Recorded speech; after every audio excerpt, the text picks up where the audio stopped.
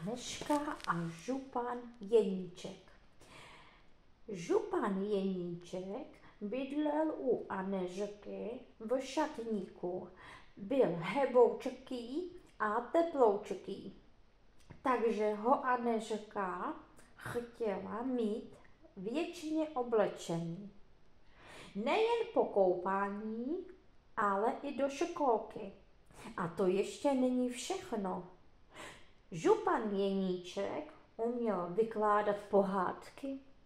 Anežka měla dvě nejoblíbenější, o Koblížkovi a o Máše a medvědech. Župan Jeníček jí každý den pohádky vykládal a Anežka ho na oplátku naučila všechno důležité.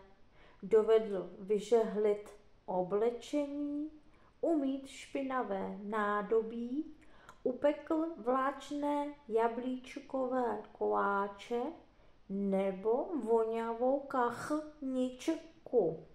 Anežka a Župánek byli nejlepší kámoši. Jenže jednoho dne už Anežka nebyla maličká holčička a Župánek Jeníček jí byl malý. Už ho nemohla mít oblečený. Jelikož ho nechtěla vyhodit, našla pytel a uložila ho do něj. Vyděšený Župan Jeníček volal: Halo, nemůžeš mě tady nechat, všude je tma.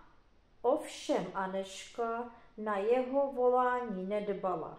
Koupila totiž větší župan. Bohužel nový župan nebyl ani heboučký, ani teploučký a neuměl žádnou pohádku. Anežka měla čím dál větší žal. Kéž bych byla malá holčička a mohla mít heboučkého župánka, uvažovala. V ten okamžik jí napadla báječná myšlenka. Nedočkavě běžela Jeníčka najít a když ho konečně našla, šila a šila, až ušila velkou heboučkou tašku. Všichni jí novou tašku chválili. Odkud máš takovou módní tašku? Chtěli vědět. Vždyť je to můj župánek. A župan byl vážně nadšený. Nejenže byl módní taška, ale pokaždé, když šla Anežka na nákup, dávala do něj všelijaké lahůdky, žvíkačky, dušenou šunku a výjimečně i věnečky a hlavně hodně ovoce a zeleniny. A tak byli Anežka a Župánek dále nejlepší kámoši a všechno dopadlo výtečně. Další pohádka bude, jak Anička všechno ničila. Anička měla pěkný pokojíček.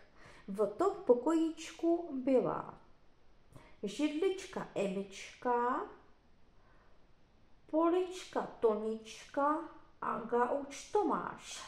Ovšem Anička nebyla hodná holčička, jelikož všechno ničila.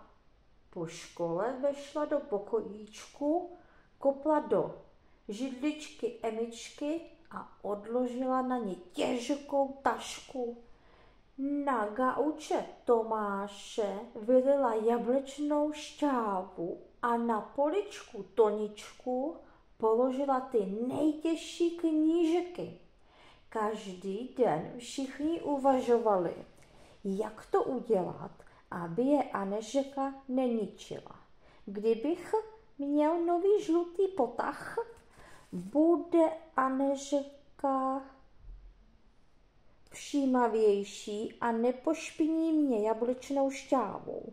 pověděl všem gauč Tomáš. Kdybych byla pohodlnější a měla novou podušku, Anička by na mě neodložila těžkou tašku, napadlo židličku Emičku.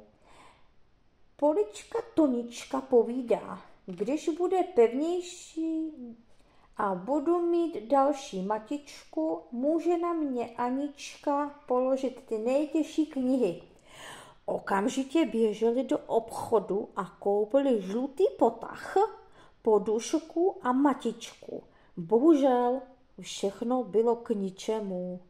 Když vešla Anička do pokojíčku, kopla do židličky Emičky, odložila na ní těžkou tašku, na gauče Tomáška vylila jablečnou šťávu a na poličku Toničku položila ty nejtěžší knihy. To je divné, šeptali.